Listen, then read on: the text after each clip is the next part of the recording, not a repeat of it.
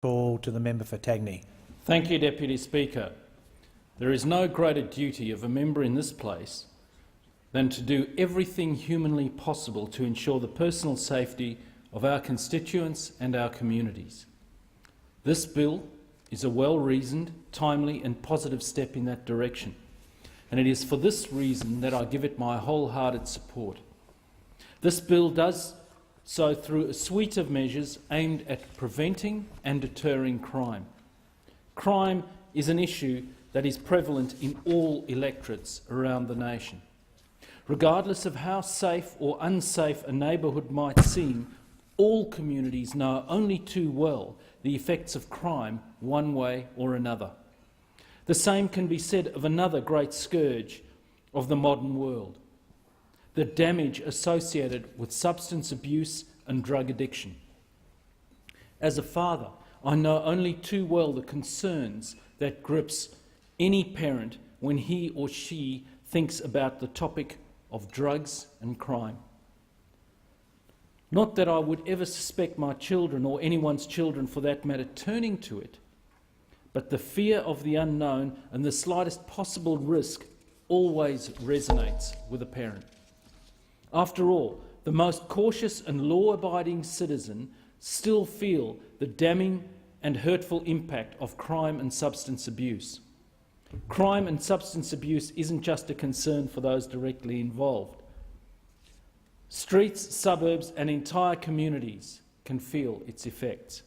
It can lead to the breakup of families and societal decay. Worst of all, substance abuse and crime can and does cost lives. It preys on the vulnerable, the young, the old, or anyone who falls in its path. This is why the government is working vigorously to fight against crime, against those that peddle illicit substances, and to help those that fall victim to its grasp. This is why I support this bill and the measures within it. Most significant to me are the steps taken to target the growth of new psychoactive substances, as well as new laws aimed at tightening the trade in illegal firearms and parts. These measures are being introduced in accordance with a promise the government made to the people at the last election to be tough on crime and to help create safer communities for all. In regards to the new psychoactive drugs, I applaud the government efforts in stemming the flow of substances that purport to provide legal highs. These substances are known to be dangerous and have been linked to many tragic incidents before. We owe it to the mothers and fathers of Australia to eradicate any foothold this dangerous psychoactive substance industry gets in this country. At this moment, new psychoactive substances are being manufactured intentionally to work around the prohibitions of illicit drugs. Some chemistry here and there, and you can manufacture a substance that may have the same effect on the mind and the body as LSD. Despite having similar hallucinogenic effects, however, these new psychoactive substances may be perfectly legal at the moment to buy and sell. Our agencies are working endlessly to identify and prohibit potential harmful substances. However, it's never that easy. Sadly, it often takes a tragedy to identify harmful substances, locate their suppliers and take them off our streets.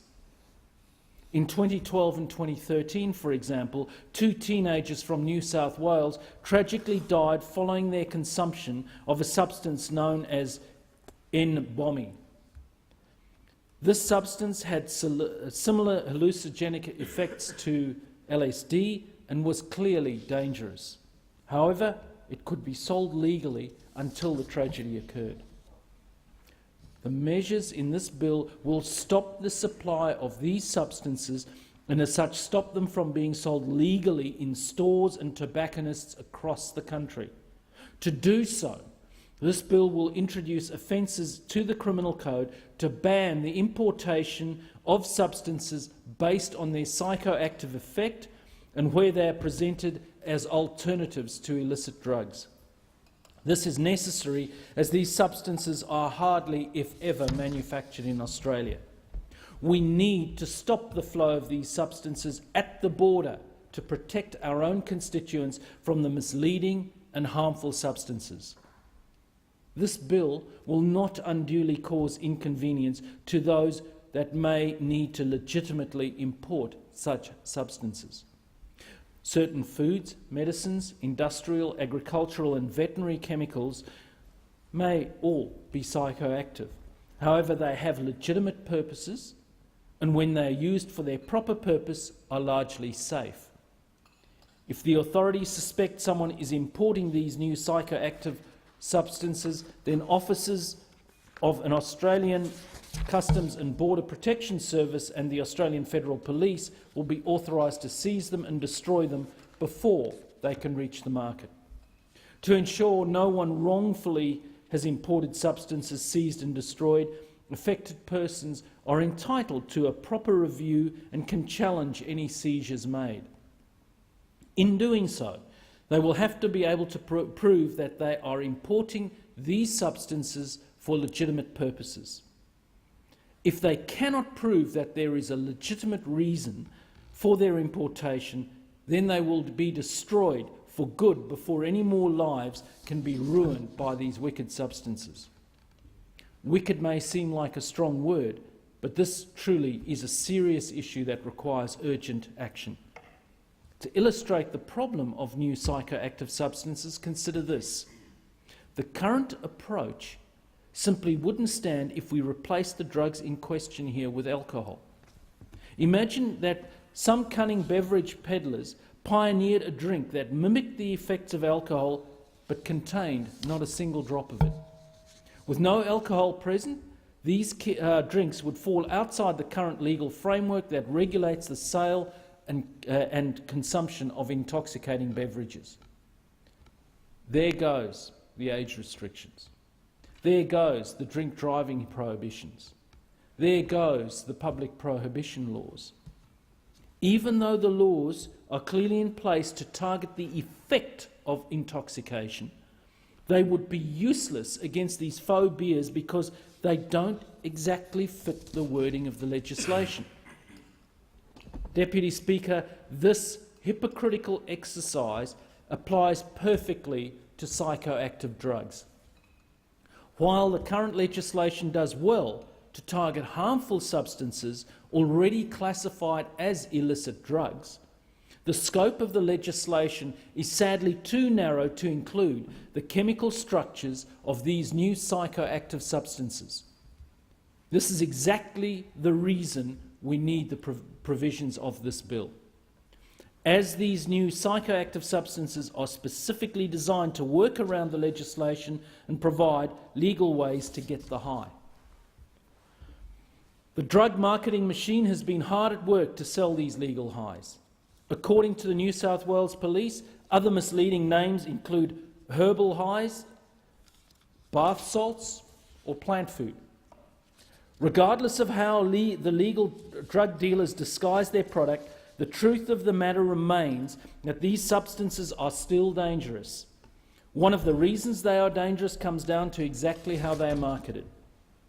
When we are winning or whether we are winning or not, we are fighting a war on drugs. Key to this has been winning the information war, which I think we can say we are winning. People know drugs can be harmful to you. People know the risk of serious injury or death can come from their high. People know that safer drugs such as marijuana can still cause serious mental harm, or that a gateway drug be a gateway drug to more dangerous drugs out there at the very least. People know they are illegal, and that willingly dealing with them could lead to serious criminal charges. Essentially, people know that drugs in the main are dangerous and best avoided. Herein lies the problem with these new psychoactive substances. These substances, while having the same effect as illicit drugs, can still at times be legal. This gives the dealers a free pass to the market to sell their wares, as the substance's legality can be taken to imply that these substances are safe, or at least somehow less harmful than the illicit drugs whose effects they are supposed to replicate. Of similar concern is the inference that some may draw: if a substance is legal, then it is therefore had to have been through some form of testing or approval. This is sadly not the case. These new psychoactive substances are nothing more than an untested cocktail of potential dangerous chemicals. This bill will stop people from importing such dangerous and untested substances. By doing so, we will be protecting our children from the harms of a potential dangerous and lethal substance. This is our chance to nip this potential problem in the bud before it grows too large. With this bill, we can stop the deadly trade in new psychoactive substances. We can prevent future harm, future loss and future grief. Considering how great a challenge it has been to bring illicit drugs under control, anything we can now do to prevent another problem emerging is a win for the country. The other great issue this bill tackles is the lingering problem of illegal firearm trade and gun-related crime. First and foremost, this bill will see the introduction of a mandatory 5-year minimum sentence for those convicted of firearms trafficking offences under the Criminal Code. This will send a clear message to those currently engaged in the illegal firearms trade that those who may one day enter into this illegal activity, that it is a serious offence and will be dealt with the courts in a serious manner. According to the Australian Crime Commission, there are 250,000 long arms and 10,000 handguns in the illicit firearm market in 2012. In that same year, the ABS reported that there were 454 murders in this country. Firearms were used in 25% of these murders, meaning at least 113 people lost their lives to firearms. This is a frightening statistic when you consider that only a handful of these illicit firearms get into the hands of hardened criminals to make an impact. The hundreds of thousands of illicit firearms in the market and the impact they make on national crime rates makes it ever more clear that action needs to be taken here. These measures are ever more timely considering the current national security climate, the rise of Islamic extremism and the threat of terrorism at home and abroad. This bill goes further to tackle the illicit gun trade by also targeting those that traffic prohibited firearms and firearms parts into and out of Australia. New offences in the Criminal Code will complement existing international trafficking offences already existing in the Customs Act. These offences will not only make the smuggling of prohibited firearms an offence under the Criminal Code, but will also criminalise the trafficking of firearms parts. Currently, criminals have been able to work around current legislation by breaking down firearms and trafficking their constituent parts to be reassembled in Australia. Firearms can be quite durable, and a weapon slowly smuggled into Australia part by part could survive as a lethal weapon for decades once assembled. These weapons could then find their way into the wrong hands, the hardest criminals and others with evil intentions. As a country, we have already done so much to prevent criminal and nefarious elements accessing firearms, and we're often recognised internationally for our success in this area. Following the heartbreak of the Port Arthur massacre in '96, Prime Minister Howard was quick to act in our national interest. He implemented brave reforms in the area of firearm regulations, prohibiting the lethal automatic long arms that had been previously caused so much pain and suffering. This has been an overwhelming success, and today we can thank our former Prime Minister for his work in this area. This bill continues that work and strives further towards preventing firearms getting into hands that should never grasp them. The bill sends a clear message that engaging in illegal firearms trade is a serious matter and will be treated as such from here on. By closing potential loopholes around the trafficking of firearms parts, we're cutting off yet another aspect of the illegal gun trade. There will be one less gun available for organised crime with every gun that we stop illegally entering the country. All of this is being done in keeping with the promise we took to the electorate last year. I look forward to reporting back to my constituents that the passage of this bill we will have made good on our promise to the people of Australia. The same goes for the prohibition of the importation of psychoactive substances. The less and less of these barely sold drugs days in our stores are over. The safer unsuspecting customers may be. Order. The honourable member's time has expired.